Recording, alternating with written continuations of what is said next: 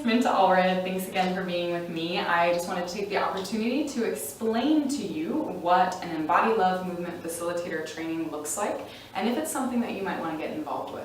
So we typically say that we're targeting the empowered woman who feels drawn to offer workshops for young girls, teens, or adult women around body image, societal perception of beauty, the impact it has on our self-worth, and how that ultimately impacts our whole life, connection, relationships, and purpose.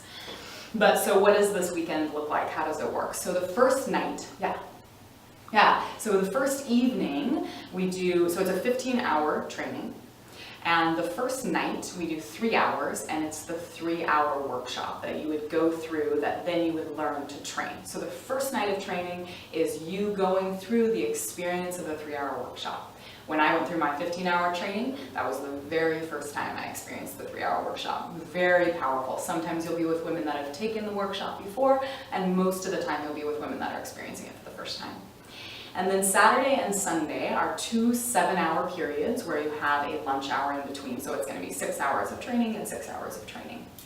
And basically the first chunk of Saturday is a lot of me, a lot of lecturing, but really it's just understanding some of the basics behind the organization, logistics, and some really basic key points on the mode of facilitation, what it looks like to be a facilitator and how that's different than perhaps your profession as a therapist, or as a teacher, or as a mother, or whatever your role might be outside of a facilitator. And then as we move into the afternoon on Saturday, we dive right into practice facilitation. So you get this opportunity to sit in the seat of the facilitator and explore some of these concepts of what it means to be a facilitator and what it means to hold this space. And then into Sunday, that's basically all of what Sunday looks like too. A ton of practice facilitation, navigating different co-facilitation opportunities where you work pairing with another woman in the training.